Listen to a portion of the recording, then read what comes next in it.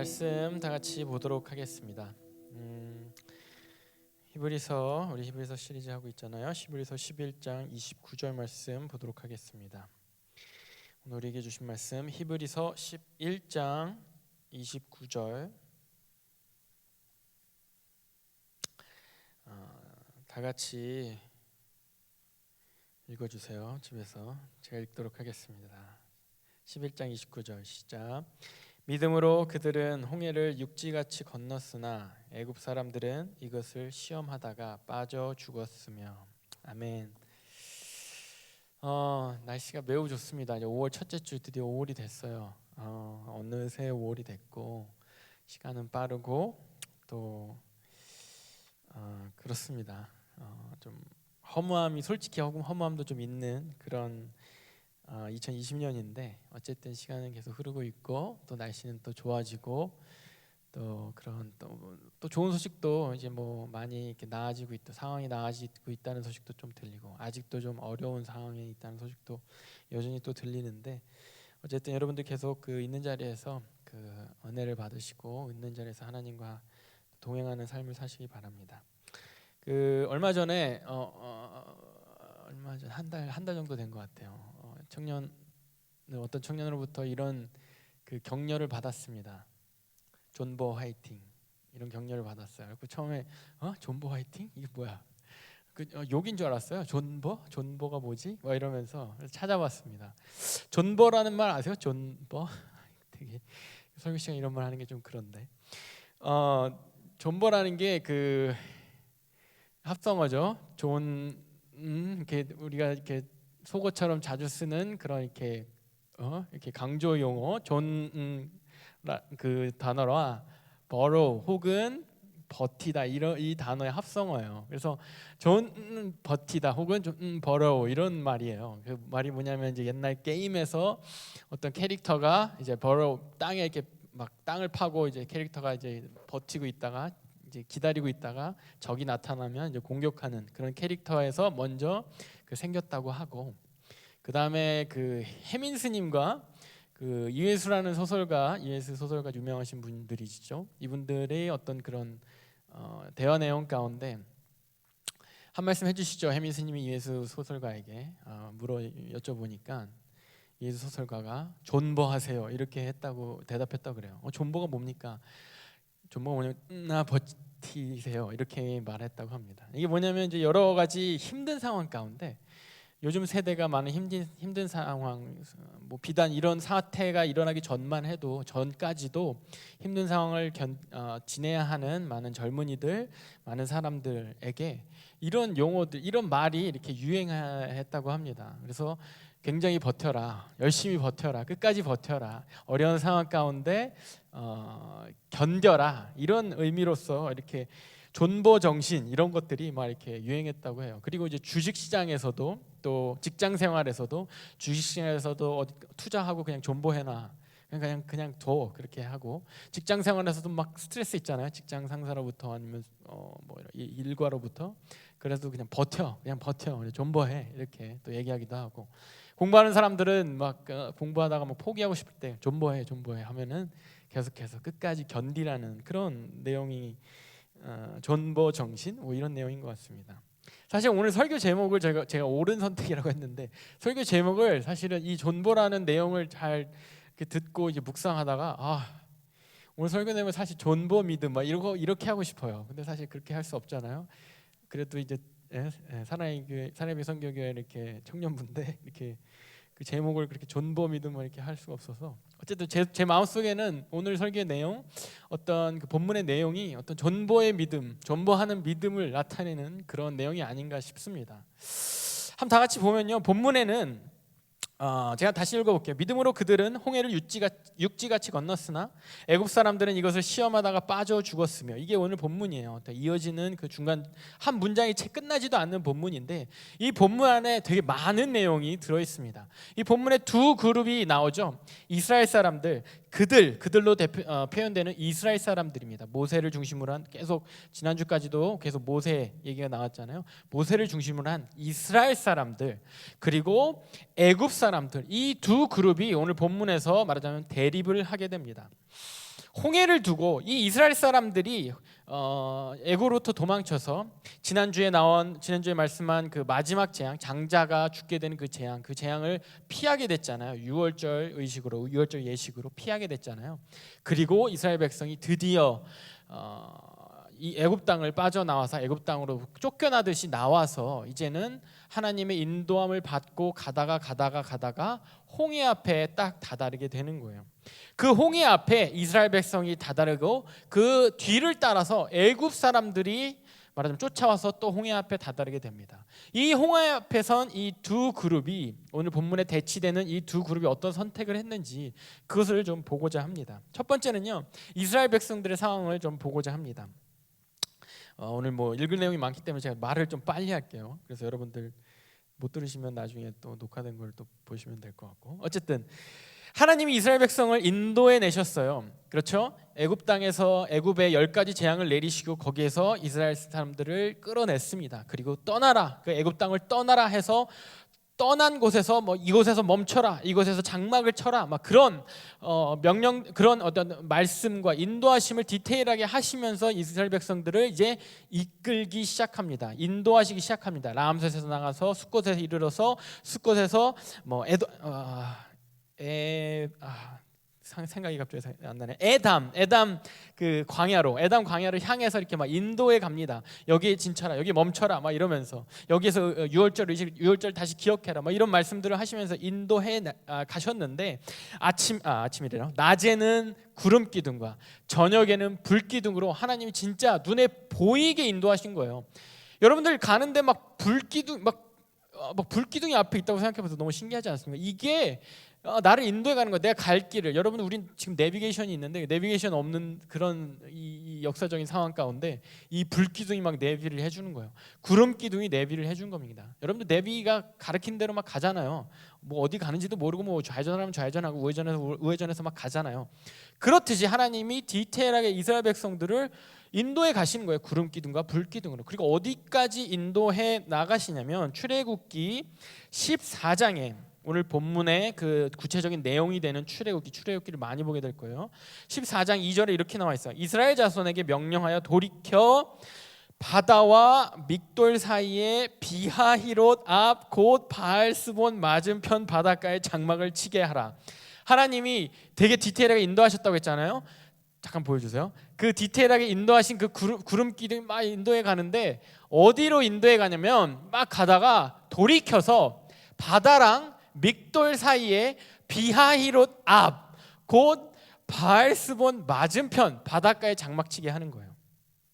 구체적으로 막 되게 디테일하게 명령하시지 않습니까? 구체적으로 하나님이 지명을 막 여기 그냥 여기 대충 쳐 이게 아니라 여기랑 여기 사이에 여기 맞은편에 이렇게 되게 구체적으로 진치게 하는 거예요. 그게 바로 이 홍해 앞인 것입니다. 여러분들 지도를 제가 잠깐 준비했는데요. 요즘 사실은 제가 인터넷을 하면서 이제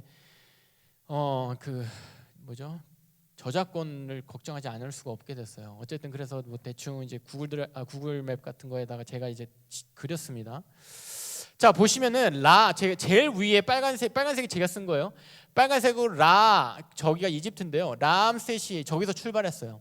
저기서 출발해서 처음에 그 진친 데가 저 숫곳이라는 숫이라고 써 있는데 저기다 진쳤어요. 그리고 어디를 향해 갔냐면 바 쪽으로 향해 갔어요. 바 있는 대로 바 쪽으로 향해 갔는데 그걸 돌이켜 가지고 갔다가 다시 되돌아와서 어디다 진치라고 하냐면 저 B라고 써 있는 데 있잖아요. 그 밑에 두 개 중에 왼쪽에 B라고 써 있는데 거기 앞에다가 진치라고 한 거예요. 거기 앞에 진치고 그 맞은편이 바알스본이에요. 그 바라가 써 있는 게. 그래서 말하자면 바 쪽으로 가고 있었는데 반대편으로 돌아와서 비 있는 데다가 저기 비하히롯이 저기예요. 비하히롯에다가 장막치게 하라는 거예요. 텐트 치게 하라는 거예요. 여기서 머무르라는 거예요. 하나님이 말하자면 이스라엘 백성들을 쫙 인도하셔서 광야길로 인도해 가시다가 바 쪽으로 해서 인도해 가시고 지도가 없어졌네. 바 쪽으로 인도해 가시고 계셨는데 그 길로 가면요 사실은 바다 안 건너도 돼요. 해안선 따라서 쭉 가면 됩니다. 근데 굳이 되돌아와 가지고 돌이켜서 비하히로까지 와서 진치라고 하세요. 왜냐하면 돌이켜서 다시 홍해 앞으로 데리고 온 거예요. 그런 다음에 굳이 거기서 다시 홍해를 건너서 바하스로 거기까지 간 거거든요. 바알스본까지 건너간 거거든요. 그쪽 이렇게 정확한 거는 사실은 모릅니다. 근데 그렇게 추정하고 있거든요. 사실 이 경로는요, 애초에 하나님이 이스라엘 백성들을 생각해서 만드신 정하신 경로였습니다. 출애굽기 13장에 17절 18절 이렇게 나와 있어요. 바로가 백성을 보낸 후 10가지 재앙 이후에 백성을 이제 막 그냥 가, 니네 가 이러면서 보냈어요. 보낸 후에 블레셋 사람의 땅의 길은 가까울지라도 하나님이 그들을 그 길로 인도하지 아니하였으니 이는 하나님이 말씀하시기를 이 백성이 전쟁을 하게 되면 마음을 돌이켜 애굽으로 돌아갈까 하셨음이라. 그러므로 하나님이 홍해의 강야길로 돌려 백성을 인도하시매. 아까 지도 다시 한번 보여줄래요? 자, 보면은 아까 라에서 출발했잖아요. 라암셋에서 출발했다고 그랬잖아요. 그 라암셋 위에 있는 그 길 따라서, 그 해안길 따라서 쭉 올라가면 바로 가나안입니다. 바로 이스라엘이에요. 되게 가까운 길인데 굳이 라에서 출발해서 저 숲꽃 있는 대로 해서 저 밑으로 돌리십니다. 하나님이 그 위로 바로 직진되는 숄컷으로 안 가고 더 돌아가는 길로, 그 디토어하는 길로 하나님이 인도하세요. 왜냐하면 그 숄컷 그 길에는 그 경로에는 블레셋 사람들이 있는데 전쟁해야 돼요. 싸워야 돼요. 근데 지금 이스라엘 백성은 어떤 출신이었어요? 노예 출신이었잖아요. 싸워본 사람들이 아니에요. 그렇기 때문에 이 블레셋 사람과 전쟁하게 되면, 만나게 되면 다 말하자면 애굽으로 다시 무서워서 돌아가게 될 거라고. 아직 전쟁이 준비하지 않은 이 이스라엘 민족에게 금방 포기할 것을 하나님이 아시고 그 길로 인도하지, 짧더라도 그 길로 인도하지 않고 다른 루트를, 좀 돌아가더라도 다른 루트를 정하신 거예요.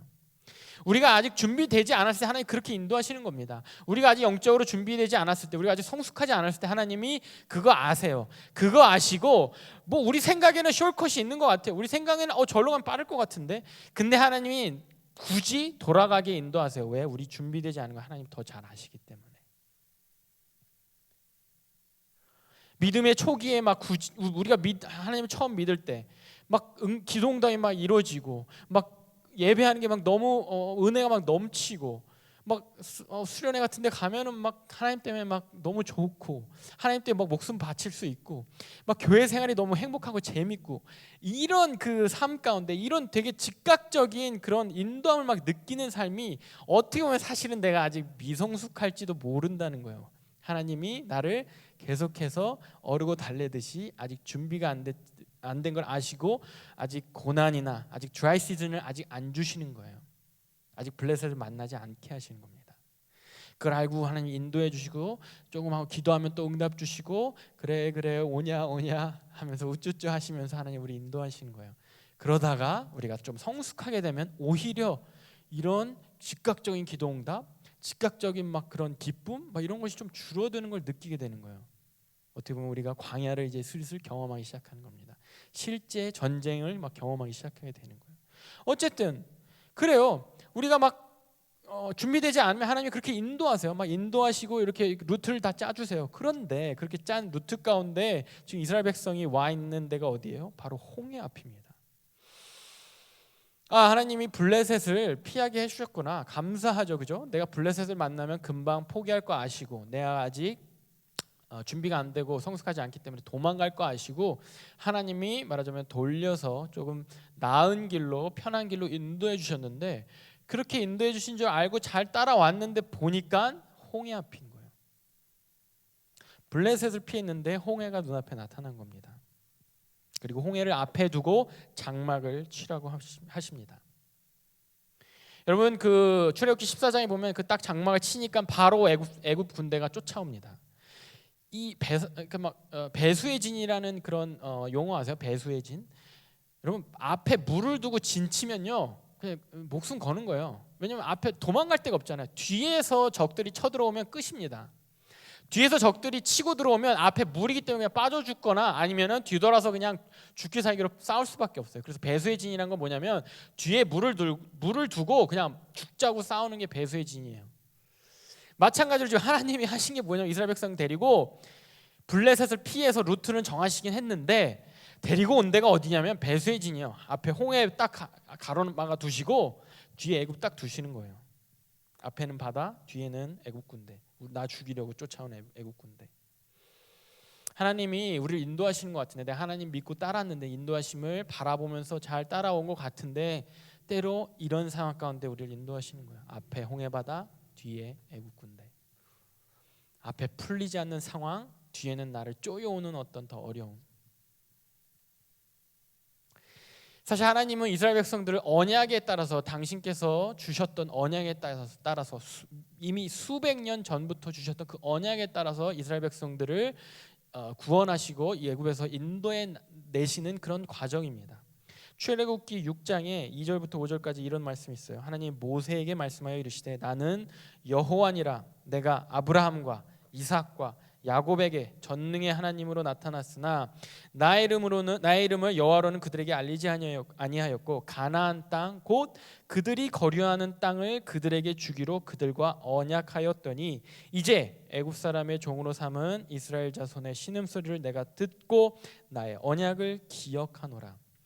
지금 하나님이 예전에 아브라함 때 줬던 언약, 이삭 때 줬던 언약, 야곱 때 줬던 언약을 나는 아직 기억하고 그 언약에 따라서 너네를 구원할 거야. 언약에 따라서 너네를 인도할 거야라고 말씀하시는 거예요. 모세에게 준 언약이, 모세에게 지금 이 언약을 주고 있죠. 그러나 애초에 언약은 모세에게 준 것도 아니고 완전 수백 년 전에 준 언약이에요. 수백 년 전에, 거의 1000년 가까이 되는 것 같은데, 수백 년 전에 주신 언약이에요. 그 언약을 따라서, 그 언약을, 그때는 내가 언약만 줬고 아직 그 약속의 땅을 주지 않았는데, 이제는 내가 너희들의 아픔과 부르짖음과 그 고통의 그 기도를 내가 들었으니 이제 구원할 거야. 내가 그 언약을 내가 기억하고 있으니, 내가 한 번 줬던 그 언약을 지금 기억하고 있으니 너네를 구원해 낼 거야. 이 얘기를 모세를 통해서 하시는 겁니다. 그리고 애굽에서 이스라엘 백성 구원하시려고 이제 10가지 재앙들이 막 이렇게 펼쳐지게 되는 거잖아요. 딱 그 장면입니다. 하나님은 이렇듯 언약을 주시고 그 언약에 따라서 행동을 하세요. 그 언약에 따라서 구원하시려고, 약속의 땅으로 들어가게 하시려고 인도하시는 그 과정입니다. 그 인도하신 과정 가운데 이미 수백 년 전부터 인도하시려고, 구원하시려고 계획하셨다고 하는데, 그 계획이, 그 루트가 이게 뭐야? 그 루트가 그렇게 수백 년 동안 계획하셨으면 되게 좋아야 되잖아요. 여러분 데이트 해보셨어요? 데이트하면 이제 보통은 이제 남자가 데이트 코스를 짜겠죠. 되게 나를 좋아한다는 남자 데이트 코스를 짰어. 막 한 달 전에 막 데이트하기로 약속을 하고 코스를 짰어. 근데 뭐야, 나를 막 이상한 돌밭을 제가 여자는 아니지만 막 나름 여자라고 치고 나름 되게 예쁘게 치마 입고 힐 신고 나왔는데 막 돌밭을 걷게 하고, 막 갑자기 바닷가 가자고 하고, 막 이제 모래밭을 막 뛰자고 하고 힐 신고 왔는데 막 이게 막 말도 안 되는 루트를 가는 거예요. 지금 그런 상황인 겁니다. 지금 그런 가운데 막 이상한 식당도 막 완전 후줄근한 막 쓰러져가는 식당에서 밥 먹자고 하는 거예요. 지금 그 상황인 거예요. 이 하나님이 수백 년 동안 계획했던 그 루트가 지금 홍해 앞에는 홍해가 있고 뒤에는 애국 군대가 쫓아가는 그 루트로 지금 하나님이 인도하신 겁니다. 우리 인생에도 그런 막막한 상황이 있죠. 앞에 홍해와 같이 그냥 막힌 것 같은, 뭐 풀리지 않고 그냥 망망대해 같은, 그냥 뭐 어떻게 내가 어디에 있는지, 나의 인생이 지금 어디에 있는지, 내가 지금 10대, 그래요. 10대 말도 있죠, 우리 청년부에. 이제 10대 후반, 또 20대, 그리고 30대. 내가 인생이 어디로 가지? 내 인생이 어디를 향해 가지? 방향을 알 수 없는 그런 망망대해 같은, 그런 바다와 같은 인생의 어려움을 맞닥뜨릴 때가 있죠. 답답함을 맞닥뜨릴 때가 있죠. 그리고 지금 당장 이게 해결되지 않으면 큰일 나는데 하는 그런 긴박함으로 쪼여오는 그런 인생 문제들도 있죠. 마치 애국 군대처럼 막 뒤에서 막 쪼여오는, 죽이려고 달려드는, 그런, 내가 어떻게 손 쓸 수 없는, 전쟁을 모른다고 그랬잖아요. 전쟁을 모르는 노예 출신이라고 그랬잖아요. 나는 뭐 어떻게 할 줄 모르는데, 이 이민 생활 가운데 나는 뭐 어떻게 할 줄을 모르는데 막 쪼여오는 거예요. 그런 상황을 맞닥뜨리고 그런 거에 쫓기는 그런 현실을, 그런 삶을 살기도 하죠. 그것이 하나님 인도함 가운데 있습니다. 하나님이 짜신 루트 가운데 있는 거예요. 그리고 하나님이 이렇게 말씀하십니다. 이스라엘 백성에게. 출애굽기 14장 13절 14절에 이렇게 말씀하세요. 모세를 통해서 모세가 백성에게 이르되 너희는 두려워하지 말고 가만히 서서 여호와께서 오늘 너희를 위하여 행하시는 구원을 보라. 너희가 오늘 본 애굽 사람을 영원히 다시 보지 아니하리라. 여호와께서 너희를 위하여 싸우시리니 너희는 가만히 있을지라. 이런 앞에 홍해가 있고 뒤에 이스라엘 백성 쫓아오는 앞은 막막한 상황, 뭐 그냥 망망대해 같은 그런 삶의 그런 상황, 그리고 뒤에서 쪼여오는 삶의 문제들이 그렇게 막 나를 막 앞뒤에서 막 샌드위치처럼 막 누르고 있는데 하나님 말씀하시는 거예요. 두려워하지 말래요. 그리고 가만히 서서 나를 보래요. 가만히 있으래요. 내가 싸울 거래요. 상황적으로도 또 하나님 말씀, 이 말씀대로라도 어쩔 수 없어요. 이스라엘 백성 지금 여기서 할 수 있는 게 없어요. 그냥 가만히 있을 수밖에 없습니다. 우리의 삶도 어쩌면 너무나도 큰 문제를 만나면요, 할 수 있는 게 없어요. 그냥 가만히 멍하니 가만히 있을 수밖에 없어요. 하나님이 내가 그렇게 계획했다고 말씀하십니다.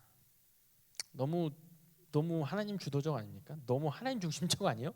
너무 막 숨막히는 상황 아닙니까? 나한테는 뭐 아무런 힌트도 안 주고 그냥 가만히 있으라는, 막 뒤에서 쫓아오는데 앞에는 막혀 있는데 가만히 있으라니.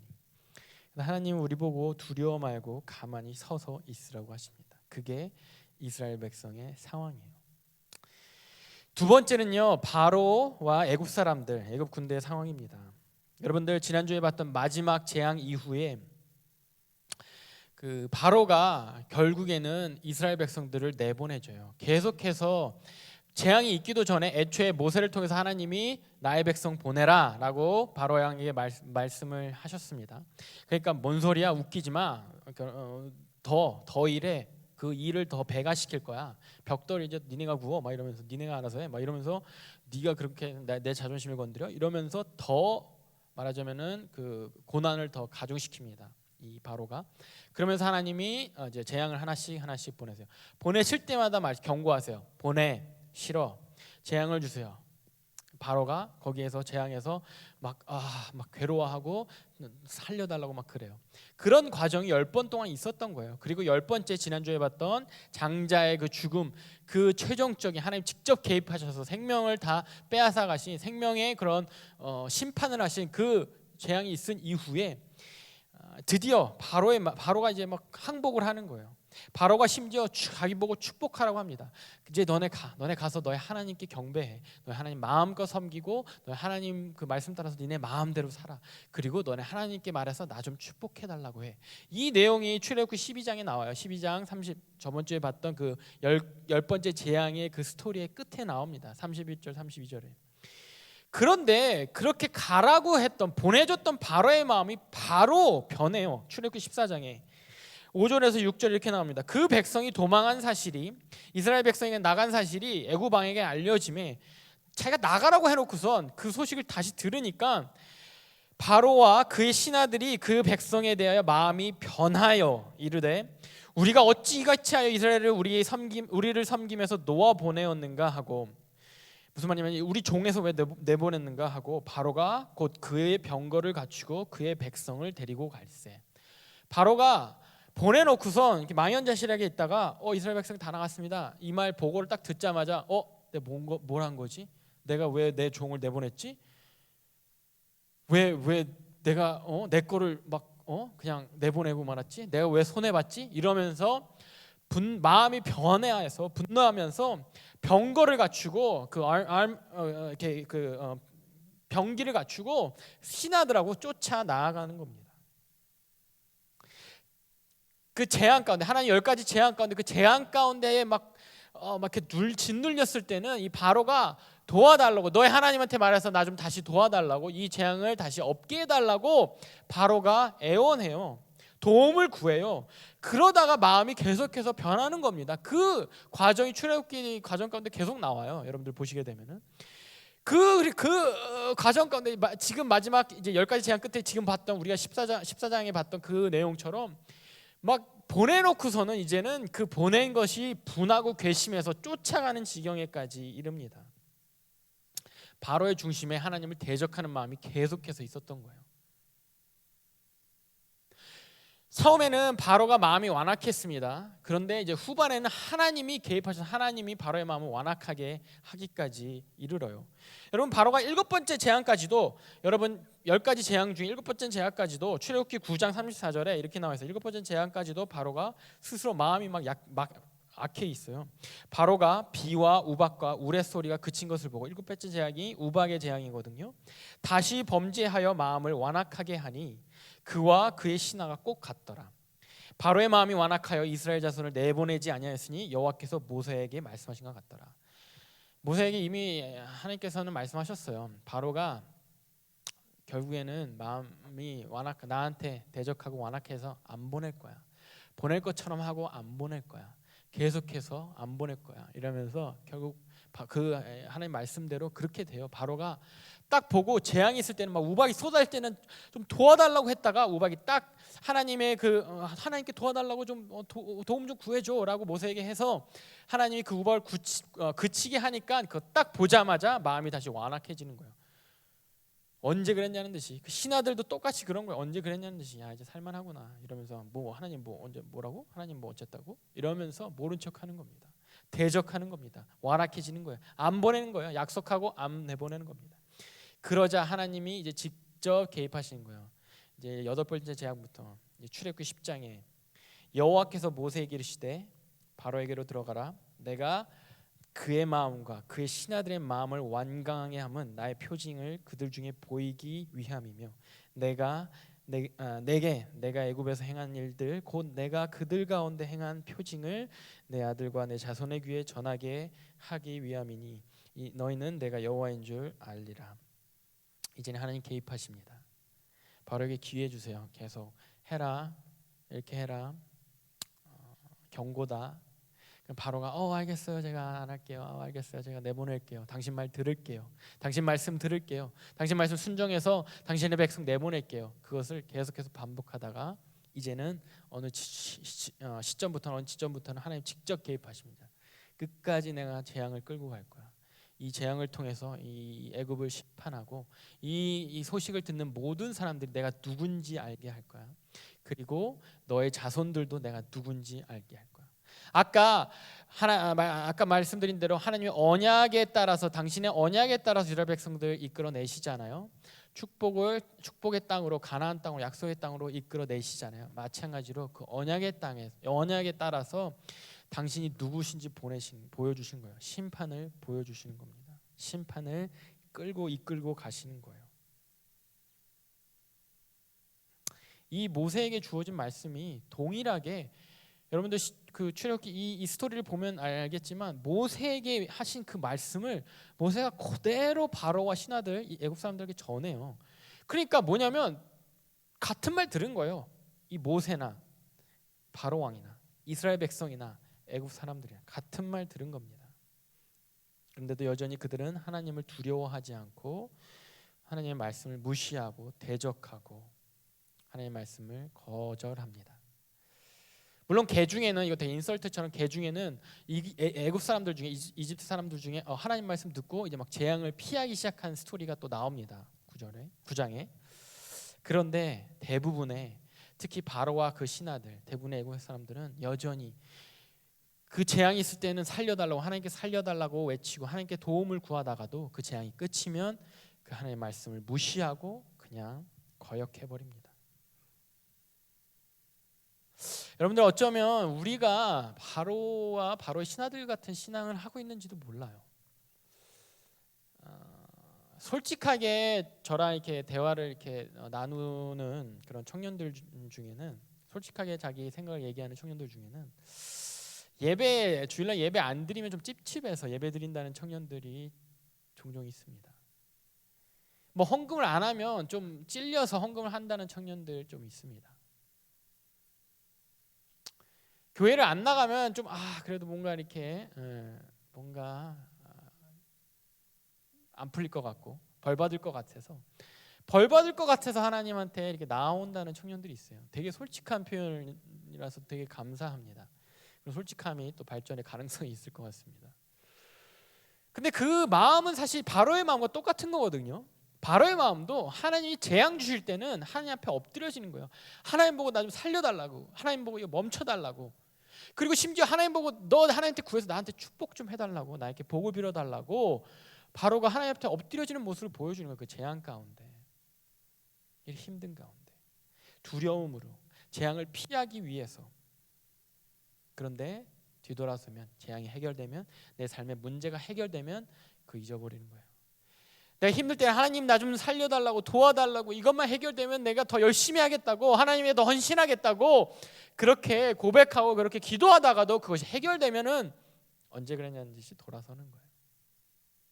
제가 많이 선교지 이렇게 단기 선교 많이 다녔잖아요. 제가 뭐 정죄하는 거 아닌데 어쨌든 그 선교지 갈 때마다 꼭 팀에서 한 명씩은 선교에 헌신해요. 막 선교 단기 선교가 너무 은혜롭고 막 좋거든요. 막 현지인들하고도 막 정이 들고 막 그러거든요. 막 선교사님과 마지막 이제 막 떠나기 전에 디브리핑하면서 막 눈물로 막 울면서 선교사님 이제 다시 돌아올 거예요. 선교지에 막 헌신할 거예요. 선교사 할 겁니다. 막 이래요. 안 갑니다. 미국 다시 돌아오면 안 가요. 미국 생활 다시 편한 미국 생활 돌아오면 기억 못 합니다. 너무 많이 봤어요. 그런 친구들, 그런 사람들. 물론 안 그런 사람도 많습니다. 근데 그런 사람들 너무 많이 봤어요. 왜냐하면 그때와 지금이 상황이 바뀌기 때문에요. 내가 어려울 때와 지금이 상황이 바뀌기 때문에 그래요. 내가 하나님 앞에 뭐가 필요할 때와 그것이 채워졌을 때 상황이 바뀌기 때문에 그래요. 내 태도가 바뀌어집니다. 뒤돌아서요. 언제 그랬냐는 듯이. 또 나에게 아직 재앙이 없어도, 나에게 아직 심판이 없어도, 내가 그래 아직은 어느 정도 평탄한 삶을 유지하고 살았어도 하나님이 무서워서 못 떠나는 거예요. 많은 모태신앙 우리 사람들이, 모태신앙인들이 그런 경우가 좀 많아요. 무서워서 하나님을 못 떠나요. 하나님을 그렇게 막 열렬히 사랑하는 것도 아니에요. 하나님 막 거기에 뜨거운 것도 아니에요. 그런데 무서워서 못 떠나요. 무서워서 교회 밖 문을 못 나갑니다. 무서워서 내 삶에 딴짓을 잘 못해요. 삐뚤어지지 못합니다. 좋은 거예요. 좋은 거는 그걸 이렇게 나쁘다고 말하는 거 아니에요. 그런데 그 중심을 잘 생각해 보시기 바랍니다. 내가 하나님 두려워서 예배하는 거 아닌가? 하나님 무서워서 못 떠나는 거 아닌가? 혹시 나에게 재앙이 있을까봐, 하나님 심판이 있을까봐, 하나님 벌 주실까봐 내가 그래서 안 하는 거 아닌가? 이스라엘 백성도 나을 게 하나도 없어요. 분명히 하나님 인도하신 10재앙 봤잖아요. 10가지 재앙 가운데 자기들이 보호받은 거 경험했잖아요. 그죠? 하나님이 어떻게 애굽 사람들 바로 왕과 애굽을 심판하신 봤잖아요. 그 심판을 우리는 피하게 하나님이 하신 거 봤잖아요. 특히 6월절은 거의 클라이막스였잖아요. 그러고 나왔잖아요. 하나님이 막 구름 기둥 보여주시잖아요. 불 기둥 보여주시잖아요. 그거 쫓아가면서 막 인도함 받잖아요. 그런데 홍해 앞에 딱 쓰고 애굽 군대가 딱 도착하니까 바로 모세한테 정죄하면서 하나님한테 원망하면서 이렇게 말합니다. 왜 우리 여기서 죽이려고 지금 애굽에서 끌어냈냐고. 10가지 재앙을 피하는 기적을 경험할 때는 하나님이 믿어지다가, 내 삶의 문제들이 해결되고 좋은 일이 있을 때 하나님이 믿어지다가, 내가 기도한 것이 즉각 응답받았을 때는 하나님이 믿어지다가, 어느 순간 내 앞에 홍해가 나타나고 뒤에 애굽 군대가 딱 버티고 있을 때, 나를 목 졸라올 때, 그때는 원망이 시작되는 겁니다. 막막한 상황 가운데, 풀리지 않는 나의 삶의 문제들 가운데, 긴박하게 다가오는 나의 삶의 문제들, 어려움들 가운데 하나님 원망하는 겁니다. 차라리 애굽에서 데리고 나오질 말지. 차라리 내가 하나님 믿지 말게 하지. 죄책감이라도 없이 살게.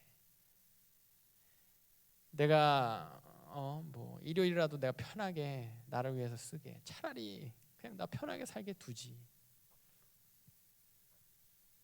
왜 여기서 나를 죽게 놔둘 겁니까? 나를 인도했다면서요. 나를 인도해 오셨다면서요.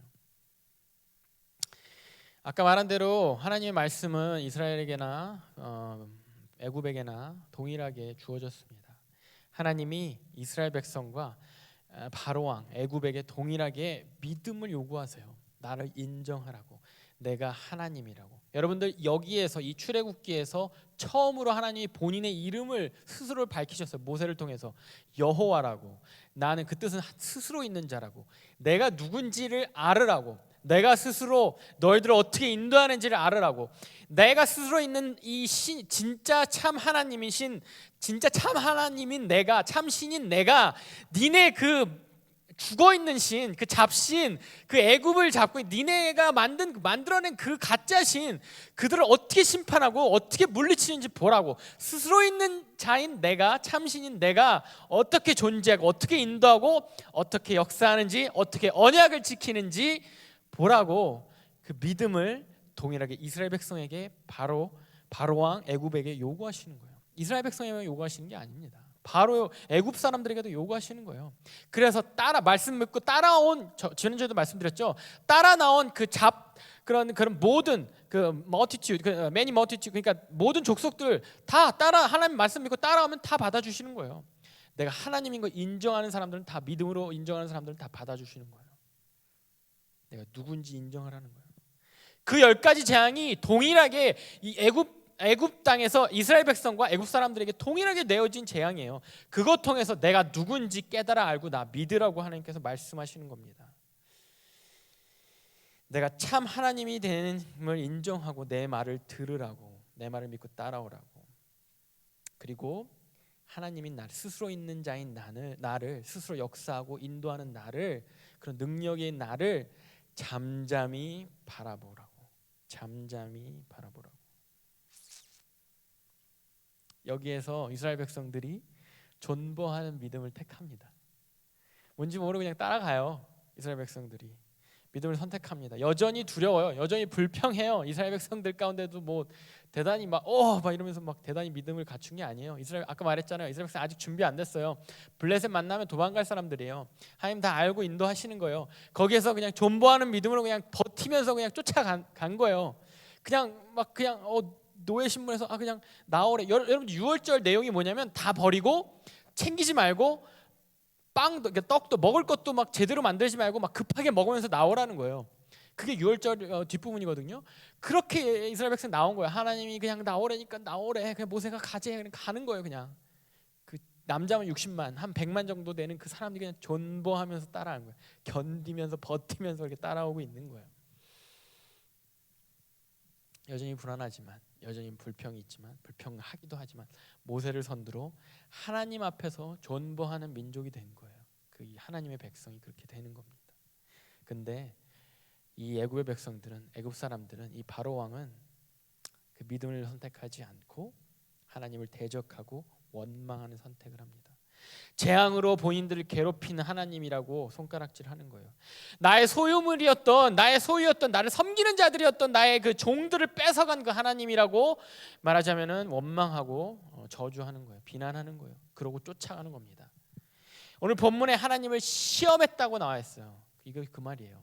이스라엘 백성은 믿었는데, 존버하는 믿음을 가졌는데, 믿었는데 그냥 믿음으로 버텼는데, 애굽 사람들은 하나님을 시험했어요. 말하자면 하나님을 대면하고 대적한 거예요. 컨프런트한 거예요. 당신이 뭔데라고 하나님을 시험한 겁니다. 하나님이란 존재가 뭔데? 나의 나의 소유물을 다 뺏어가.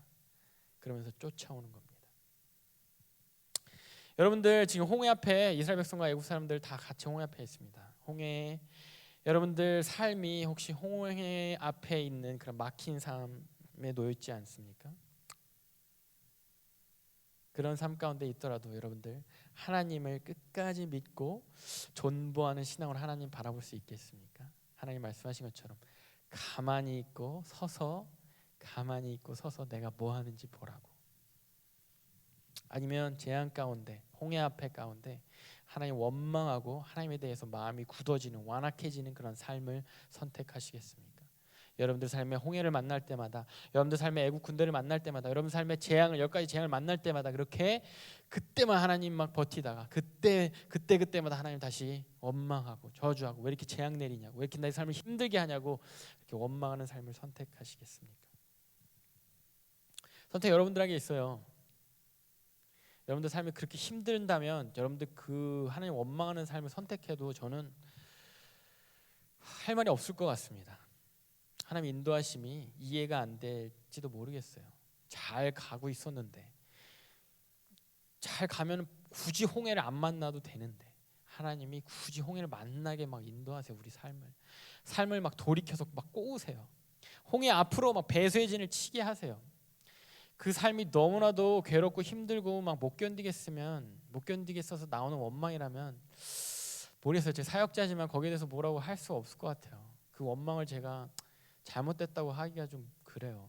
왜냐면 우리는 되게 안 보이잖아요. 하나님은 뭐 지도 보듯이 막 우주에서 보시니까 뭐 어디로 가는지 다 아시지. 우리 모르잖아요. 그냥 끌려고 막 하나님 따라가는데 앞에 자꾸 막 홍해가 있고 막 뒤에 자꾸 막 애국 군대가 있으면 너무 힘들잖아요. 그런데 그렇게 원망해도 되는데, 애국 군대와 같은 바로 같은 선택해도 되는데, 거기에 대해서 하나님이 다시 우리 부르세요. 가만히 있어서 나를 좀 바라보라고, 내가 하는 일을 보라고. 여러분들 감히 여러분들 어려운 상황 가운데 있을지도 모르는 그런 여러분들에게 감히 여러분들 어떻게 될지 모르겠지만 존버하는 믿음을 선택하기를 바랍니다. 그렇게 권하고 싶습니다. 왜냐하면 그렇게 버티고 견디고 그렇게 여러분들 삶 가운데 아직은 힘들더라도, 아직 풀리지 않더라도 그렇게 버티고 견디는 그 믿음을 갖기 원하는 그 마음은, 하나님은 그렇게 당신께서 우리에게 약속하신 그 약속을 아까 말씀드린 것처럼 그 약속을 결코 잊지 않고 결코 결국에는 지키시는 하나님이기 때문에 그렇습니다.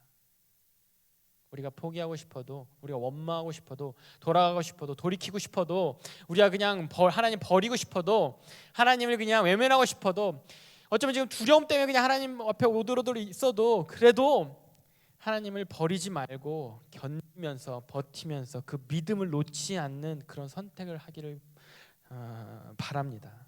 하나님이 왜냐하면 이렇게 우리에게 약속하셨기 때문이에요. 예레미야 29장 11절에 여호와의 말씀이니라 너희를 향한 나의 생각을 내가 아나니 평안이요 재앙이 아니니라 너희에게 미래와 희망을 주는 것이니라. 지금 왜 하나님이 나를 여기 홍해 앞에 두셨는지 모르겠어요. 왜 하나님이 내 뒤에다가 애국 군대를 갖다 놓고 막 날 쫓아오게 하셨는지 지금은 모르겠어요. 앞으로는 이게 열릴 걸 우리는 뭐 스토리를 통해서 알죠. 그런데 지금은 그게 보이지 않아요. 그런데 하나님이 너를 향한 생각을 내가 안 돼요. 하나님이 스스로 있는 자이신 하나님이 안 돼요. 그리고 너에 대한 생각이 내가 평안이래요. 지금 재앙 같아 보여도 그 재앙이 끝이 아니래요. 그 재앙이 아니래요. 결국 평안이래요. 그리고 너에게 미래와 희망을 주는 것이 나의 의도고 나의 뜻이고 나의 생각이라는 거예요. 시편 46편 10절에 이르시기를 너희는 가만히 있어 내가 하나님됨을 알지어다. 내가 문나라 중에 높임을 받으리라. 내가 세계 중에 높임을 받으리라 하시도다. 하나님이 내가 왜 홍해를 뒀냐면 그 홍해를 내가 가르고 거기를 너를 지나가게 하려고 홍해를 뒀다고 하시는 거예요.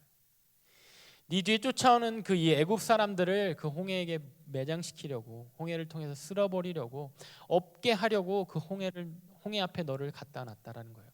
그걸 통해서 내가 누군지, 너의 삶을 통해, 우리의 삶을 통해 내가 누군지 알게 하는 것이 나의 뜻이라는 거예요. 하나님의 뜻이라는 겁니다. 하나님의 인도하심을 여러분도 신뢰하기 바랍니다. 하나님의 인도하심은 우리를 블레셋으로부터 피하게 인도하십니다. 이것이 돌아가는 길일지라도, 내가 보기엔 좀 오래 걸리는 길일지라도, 내가 보기에는 뭐 삥삥 돌아가는 길일지라도, 내가 보기엔 더 효율적인 길이 보이는데 그것이 아닐지라도 하나님은 나의 상황을 아시고 내가 누군지를 더 잘 아시고 그 블레셋을 피하는 그런 루트를 우리에게 허락하십니다. 그리고 때로는 우리 앞에 홍해를 두십니다. 그 홍해 앞에 우리를 멈추게 하세요. 그리고 그 멈춤 가운데 내가 아무것도 손쓸 수 없는 가운데 하나님을 가만히 바라보게 요구하십니다. 그리고 그 상황이 하나님이 어떻게 풀어가시는지, 인도해 가시는지를 바라보게 하세요. 그래서 오늘 사실 설교 제목을 존버하는 믿음으로 하고 싶었습니다. 그렇게 끝까지 버티는 여러분들, 저와 여러분들이 되기를 주님의 이름으로 축복합니다. 끝까지 하나님의 믿음을, 하나님의 인도하심을 의심하지 말고 포기하지 않는 저와 여러분들이 되기를 주님의 이름으로 축복합니다. 이스라엘 백성이 되게 멋있게 하나님 믿은 거 아니에요. 이스라엘 백성이 되게 쿨하게 하나님을 믿은 게 아닙니다. 그들도 문제 앞에 괴로워하며 원망하며 두려워하며 하나님을 믿었어요. 그러나 끝까지 하나님을 쫓아갔습니다.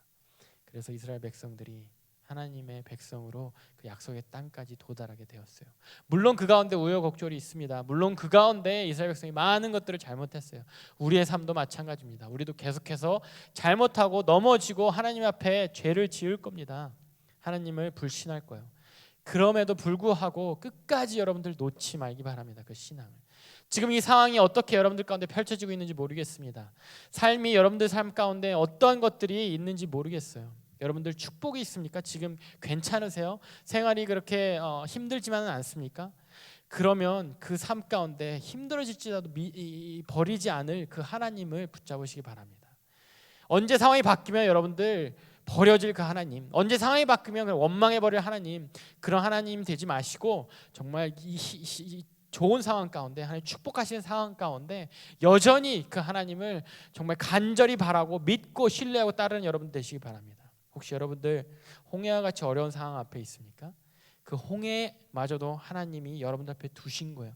거기까지 여러분들 인도하신 겁니다. 그 상황으로 하나님께서 말하자면 몰아가시고 거기 진치라고, 거기에 텐트 치라고 구체적으로 거기로 하나님이 인도해 오신 거예요.